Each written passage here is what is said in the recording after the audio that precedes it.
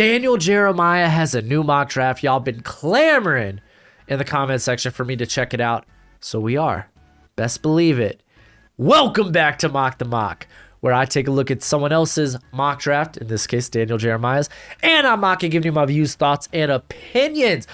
Full disclosure, I've seen the first 10 picks. I saw they're a bit spicy. Haven't seen the rest of the draft. Can't wait to see it. But what's crack-a-lacking? It's your boy Broshmo, just in case you did not know. So go ahead, become a bro, and subscribe. Leave this video a thumbs up if you enjoy the content. As always, let me know what you think in the comment section below. Let's have that nice, beautiful football discourse. Baby prospect rankings. They're on the channel for you to see. Today I came out with receivers plus tight ends. Tomorrow's edge. I'll have a 150 big board Monday, so that'll be dope. I got a big collab coming out hopefully tomorrow, as well as another next week. So that'll be fun. Ton of content coming to y'all on the channel. I'm going to start working on free agency stuff this weekend. And yeah, combine's coming up. Busy. Be here for everything NFL draft. Let's go ahead and get into it. Gotta be careful he doesn't write a lot for these picks. So we're gonna scroll down nice and easy. I can't trust the scrolling finger today. But Evan Neal, Jags, I agree with this one a lot. I think I like the idea of just kind of reinforcing the offensive line. Help your investment, Trevor Lawrence. Hey, if some of y'all want to go with here's a Keela and Gojar in the background. Crash on my video. You can see her fluffy tail. Keela, get away from that. It's my trash can. But I don't fault anyone that wants to go with Aiden Hutchinson or KT. I find those are fine picks as well. I kind of prefer Evan Neal. So, yeah, they go Evan Neal.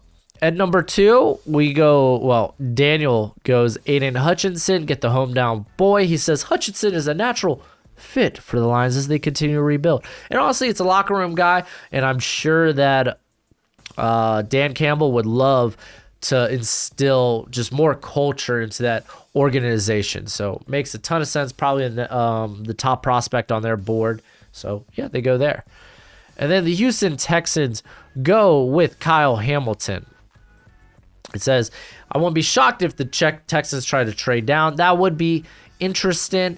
Just in a draft that doesn't have a lot of high-end quarterback prospects, it's kind of hard to guess who will trade up, and teams won't be willing to give significant value to trade up just because the value is not there in terms of quarterback. But they have so many needs. If they stay here, Hamilton versatile playmaker or versatility and playmaking ability would make a lot of sense. Yeah, it would. I think you could still go KT. You're in a rebuild. I think you could still go offensive line, whether that's Icky, whether that's Charles Cross, and then Kyle Hamilton probably would be. I mean, you could also talk about Derek Stingley if everything checks out. So, Kyle Hamilton, might be arguably the top prospect on some people's boards. The dude's great. So, yeah, doesn't surprise me. Then we got the Sticky Icky coming here to the New York Jets. So, the Jets should be very active in free agency to upgrade a porous defense. Okay. Yeah, I really think they're going to be after, Darius Williams? The the Rams corner, because I think he's a good fit for the scheme. But on the other side of the football, Ikwem, however you want to say it, would be an immediate upgrade at right tackle or right guard. So, yeah, I think a lot of Jets fans are on board with Icky at this pick. They think they like the idea of starting him immediately at guard before kicking him to right tackle.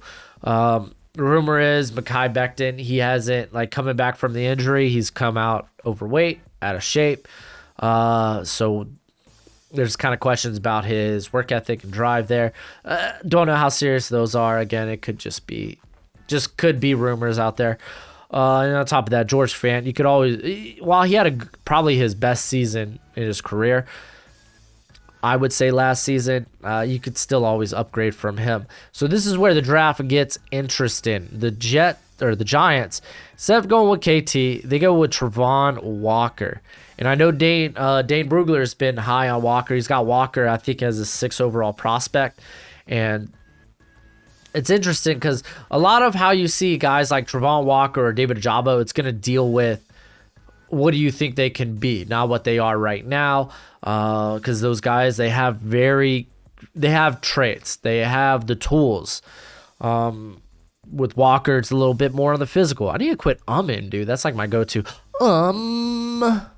It's like, what the heck?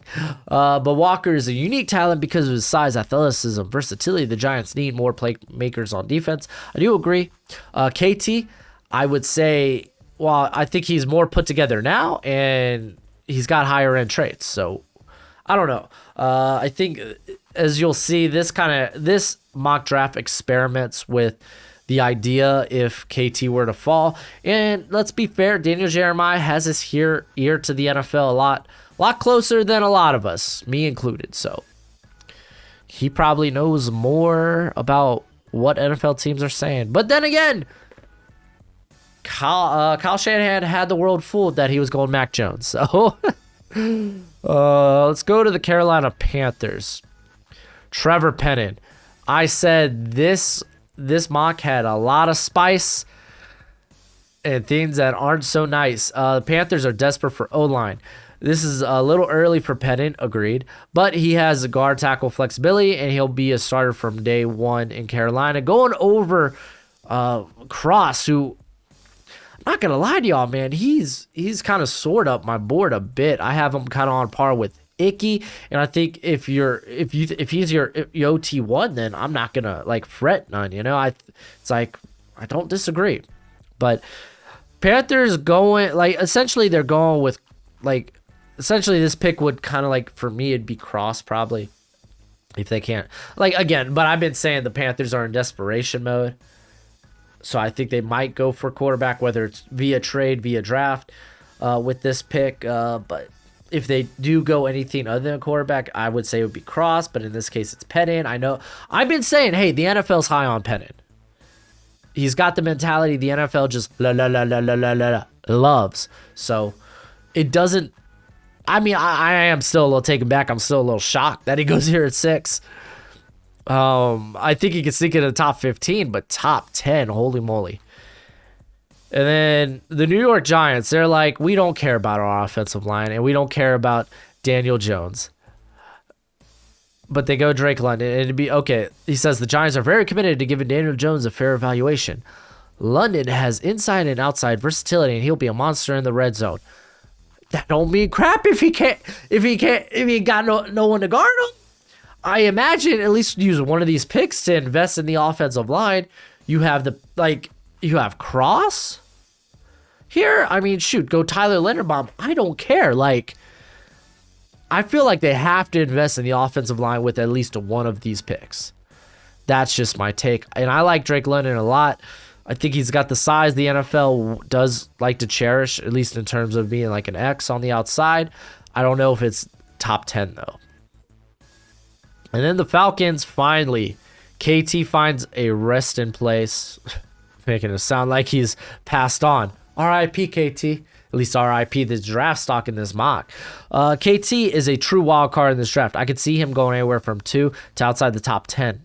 I don't. Atlanta has a huge need for pass rusher. I agree. I don't think you're... Well, then again, with KT on the board, yeah, you go KT. I was going to say, you're not going to really... I don't think they could... They literally no pass rushers. This squad has no pass rushers. Dante Fowler, gone. Best pass rusher, or at least the most consistent one last year, I think was Steven Means or Ade, who was a rookie. So it's like, ew. So, yeah, going KT would be great, but I think you need more than just that. So, I see myself opting for corner, but also in my mocks, KT's not going this far. Like, he's not falling this far. And then Jermaine Johnson going to the Broncos, which, I mean, in all honesty, hey, yeah, like, pairing Chubb up with someone would be nice, and then you got Malik Reed as a very nice rotation player. Jermaine Johnson is a kind of a pro-ready prospect, and then on top of that, Chubb is coming off the injury. So this pick does make sense if they don't hit big on the quarterback, if you know what I'm saying. All right, the New York Football Jets. They are going Ahmad Sauce Gardner. I like Sauce a lot, dude. Him being here, by the way, Derek Stingley falling out of the top 10. Sauce Gardner, like, I don't like. I like him here. I like him a lot. I also like the idea of receiver. It's kind of curious. I'm kind of curious where Daniel Jeremiah has his receivers ranked. Does he feel like there's anyone worth this 10th pick? Does he feel like Drake London's the only one worth a top 10 pick? That's kind of my curiosity. They do need to get better at the corner position, add more depth, because really they were getting by with next to Bryce Hall. They had Brandon Equals, Jalvin Guidry. Those guys are sub-package guys. Those aren't guys you want to start on the outside. Sauce would be. So, yeah, I like that.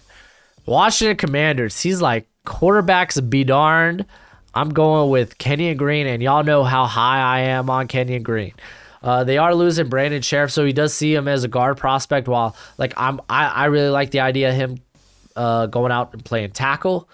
Like, you're at least getting a really good guard here. Washington, I wonder how in the market they are going to be in terms of the quarterback. Jimmy G, obviously Kirk Cousins ain't coming back to Washington. But you also got like Derek Carr. There's the Russ rumors. There's the Aaron Rodgers rumors. What quarterbacks will be on the market will be interesting. So I think this pick ends up being much like the Panthers will be used for a quarterback, whether it's via trade, via like them drafting one by virtue. So it's like it really if you're doing a mock with no trades, I feel like I'd be drafting a quarterback.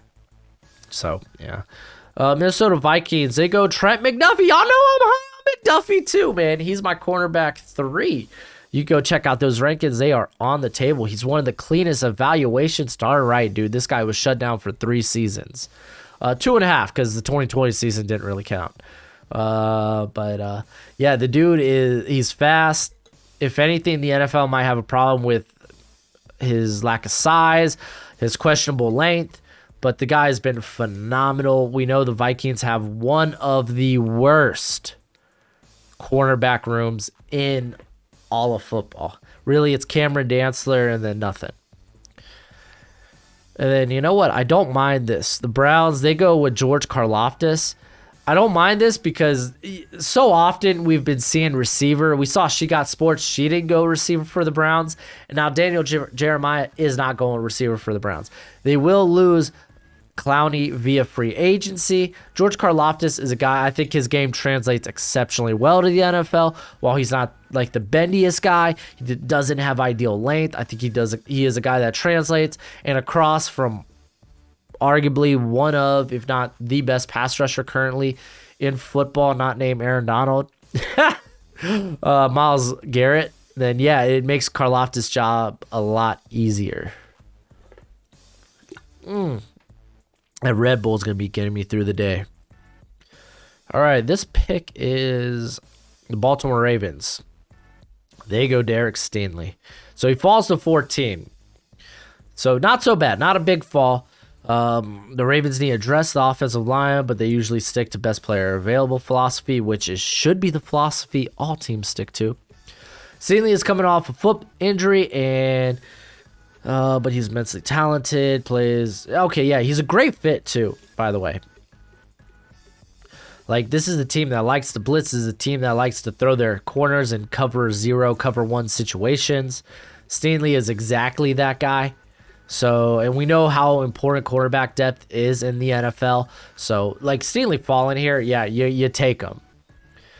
And then let's go ahead and take a look at both of the Eagles picks. So we got David Ojabo, and then we have Devontae Wyatt. Holy freaking moly! They legit just like pad up the the defensive line. So it says the Eagles need a refreshed defensive line. Ojabo has an incredible burst off the edge. He's a bit raw, but he has much upside. Again, it's how you view, like what you view, like these prospects, what you view they will become rather than what they are now. So for David Ojabo, he could be like this passing down, like only type of player early in his career for the Eagles, because you still have Brandon Graham, you still have Sweat, so you still got competent pass rushers there that you could throw Ojabo in the rotation of. Devontae Wyatt's a bit more interesting considering they got guys like Milton Williams. They do have Fletcher Cox, though. I don't know their stuff out there in terms of what will they do via his contract, because it's a bit meaty of a contract. They have Hargrave. They have Marlon Toi Piloto they drafted last year. I think he's still with the squad. So they do have a lot of guys there. And I know that like he played great at the Senior Bowl, that he's going to be great at the combine, at the explosive drills, because we know how explosive this cat can be. But it really feels like you're reinforcing it, at least a strength. But then again, if this is the best player on your board, then go for it. But I have him outside my top 20 in terms of my top 20 prospects. So I might be like, I'd be... I mean, where do you go here? The top 3 corners are off the board. So corners not like a lot of people do like Booth, but even now it's like you could go with Tyler Linderbaum. I don't like everyone has him falling out of the top 20. Let's see where Jeremiah has Tyler Linderbaum. Chris Olave is the next wide receiver off the board, going to the Chargers. Mike Williams is a free agent. But I like the idea of them getting a downfield threat. Chris Olave is a fabulous route runner, whether it's inside at slot or on the perimeter. You also got Keenan Allen and Josh Palmer, who have those similar traits in terms of they can play on the outside or the inside. But Olave would be nice. There's Treylon Burks, who kind of offers that size, but also that deep threat. Jameson Williams, I'm a big fan of as well. So, yeah, Chris Olave, it's fine here. You got the Saints, oh gosh. They go Kenny Pickett, man. I do think this pick will result in quarterback. Kenny Pickett is not the top quarterback on my board. Y'all already know. Go if you don't know, go check out my quarterback rankings. I'm not the biggest fan of Kenny Pickett. I really think you're betting on the exception, or that he is the exception rather than what historically has panned out in the league in the NFL modern era. You could say, yeah, he's the most NFL ready QB, but again, still you're really baiting on you're really betting on you're betting against traits. I'm just gonna say that. Because again, he doesn't have the strongest arm, which you don't need the strongest arm, but there is a concern, there is a problem. Itty bitties.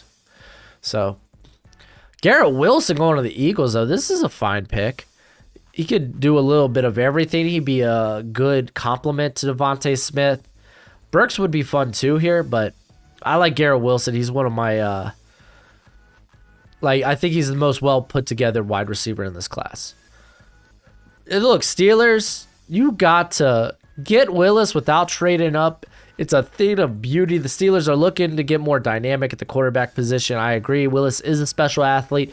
94 missed tackles, which was second in college football, only to Kenneth Walker. That's right. Kenneth Walker is a running back. Malik Willis, he's got the arm talent. He's just got to learn to process the field a bit better, work inside a structure, but he's coming to a place with a lot of weapons. Pardon-moi.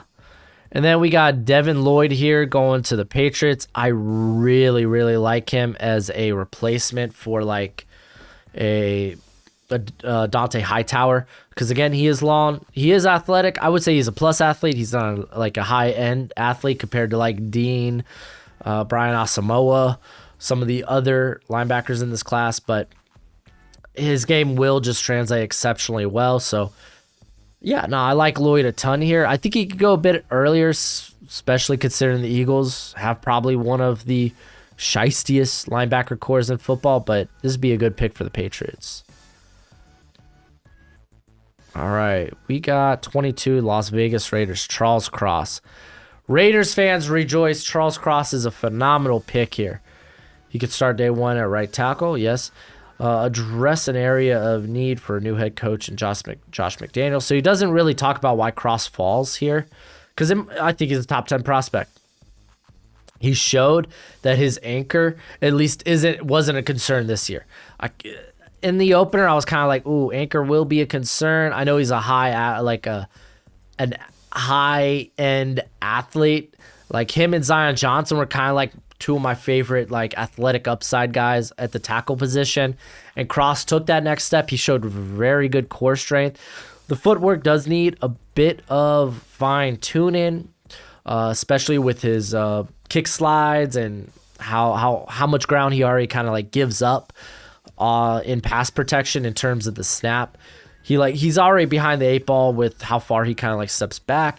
So again, some stuff that I don't think it's too detrimental because it's stuff that could be worked on relatively easy. It's the things I'm more concerned with is how you use your hands, how do you deal with power, and he did a fine job doing it in the toughest conference in all of college football, the SEC. The Arizona Cardinals get Kyler Gordon. I've been telling y'all, man, y'all gotta look at Kyler Gordon as a legit first round prospect. Gordon is gonna create some buzz at the NFL Combine. He's big and explosive. Dang right he is. I think he needs to. I guess if you were gonna say it, his instincts or his awareness needs a little fine tuning. I think that'll just come with the reps. You can tell he's more reactive than proactive in coverage, like when he drops back into like zone. In man, given his size and his length, I think he could stand to be more physical at the line of scrimmage. Instead, he kind of he doesn't. His press technique needs worse. Let's just say that he kind of he releases off a bit prematurely. But I do like Kyler Gordon here. The Nakobe Dean would be a great pick for the Cowboys. This allows Micah Parsons he was kind of used as like a 50-50, like 50% pass rusher, the other 50% linebacker. And you got they got Keanu Neal and Leighton Vander Esch, they're free agents. Then what you're really relying on, Jabril Cox, who got hurt only a few snaps into his season. So grabbing Nakobe Dean, it frees up Micah Parsons. So there is a lot of value in that. And I freaking love Dean, dude. I freaking love him. This dude was constantly making plays for that Georgia defense. And Treylon Burks going here at number 25 to the Buffalo Bills. So you get a big-bodied target that can work either on the outside or in the slot. Same with Stephon Diggs. He can work either on the outside or in the slot. You also got, Gabriel Davis there. So it's a very fierce receiving core. I might want to consider, you got Tyler Linderbaum there. He might not be their cup of tea. They might rather a Zion Johnson. So that'll be interesting. Tennessee Titans go with Tyler Linderbaum. Did you know he was still on the board? He was still on the board. I love this cat, dude. He would be a great, if they don't bring back Ben Jones, this is tremendous value in my opinion. To be able to get Linderbaum here. He's athletic, but he uses his hands so well. And, he's strong. He can manhandle guys. Even at sub 300. I'm kind of curious. I don't know how much he'll actually fall, though. I don't think he'll fall this much, though. I don't know. That's a bit interesting that he falls this far. Jameson Williams going to the Tampa Bay Buccaneers. They will lose Chris Godwin via free agency. They lost already AB via he crazy. So getting a guy that can separate, has that rare start-stop ability would be great, especially going into the now Kyle Trask era. Let's see how long that lasts. Maybe there's a trade. I don't know. The Packers get Boyo Mafe. If y'all have seen my mock draft, it'll be in the iCard. Check out my mock. I have Boyo Mafe cracking my first round. Like, he is a bit raw, but not nearly as raw as I thought. Like, I thought he showed a bit more polish at the Senior Bowl.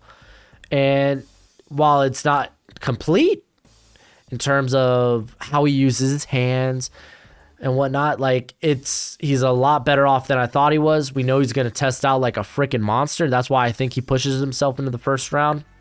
So, wow, Mafe would be a hell of a get here. I don't know if he's going to be a guy you could use regularly in the run game, but he could definitely work his way towards that. He's got that type of strength and that type of explosiveness.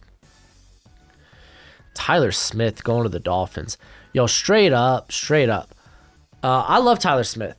I haven't been mocking him in the first round because he didn't really get the courtesy of an off-season draft process. He didn't get an invite to the Senior Bowl because, again, redshirt sophomore.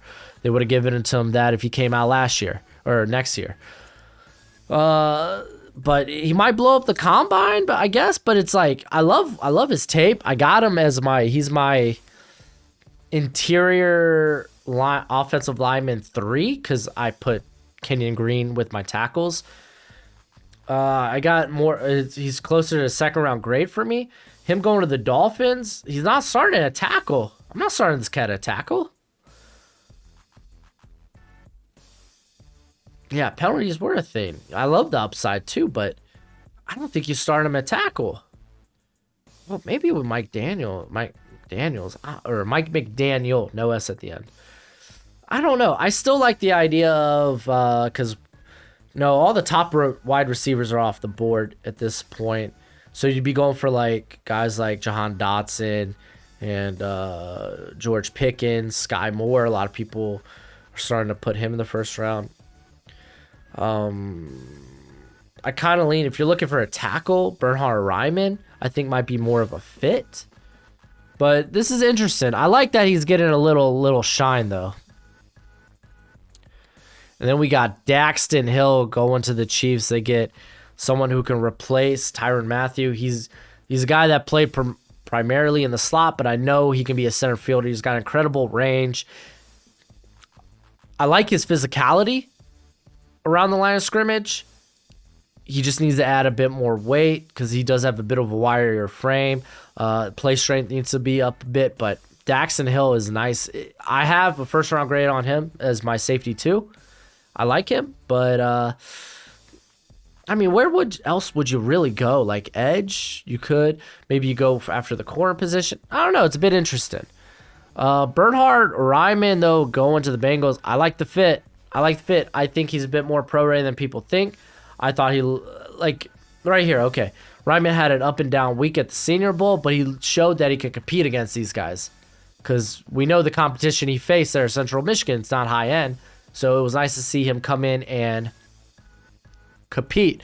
And to be fair, not a lot of offensive linemen looked good that week. Trevor Penning included, he just went 6. And then with the final pick, the Detroit Lions take Jordan Davis. So, I mean, they brought in Aleem McNeil. I really think he had a plus rookie season. I guess you bring Davis and McNeil, maybe I guess he will probably McNeil will be more of your 3-4 end. You would say the same about Levi and Wuzurike. So yeah, it's not a sexy pick, but it's Dan Campbell. This might be the pick. Who did they go number 2? Aiden. Oh wow, so they just worked on the front 7 completely. So I don't mind swinging for a quarterback. We only saw 2 quarterbacks going here. Kenny Pickett and Malik Willis. I think Desmond Ridder sneaks in there. I think y'all know I like Sam Howell a lot. It's not a sexy pick. I don't love it, but I think it's a fine pick. Overall, This was a spicy mock. I will say that. Tyler Smith was super interesting, but I'm glad that he's getting a little shine. Let's see. Tyler Linderbaum falling that far really has me butthurt. Not going to lie. No Zion Johnson, by the way, which is interesting. Because I think he's a bit more pro-ready. I do expect him to come off the board in the late first. Let's see. Y'all already know how I feel about Pickett. Olave, I think it's a good pick for the Chargers. I'm not in love with it because I might go with Burks just because he's a bit more. He's got way more size. He can be that contested catch guy, but Olave, he separates extremely well. Devontae Wyatt went pretty early here. I think this could be very telling that we saw guys like Jabo and Walker go pretty high in the top 15. That the NFL, this cat has his ear to the NFL. So, and with the guys like that, you're gonna draft them based on what you think they can be. So this is kind of a view behind the curtain of this is what the NFL thinks of these guys' upside. So I think it's been interesting. Derek Stingley, I think, will go a bit higher than this. But Kenyon Green, dude, my boy going at 11. KT, I think will go a bit higher, though. Don't like the Trevor Penning pick. No matter how you dice it, Charles Cross going so far down is interesting. Let me know what you think in the comment section below. I'm glad y'all told me to check this out. Y'all know I love doing this, but that's it for the video. Go ahead, do that YouTube thing. And as always, until next time, you be easy, my friends. Later.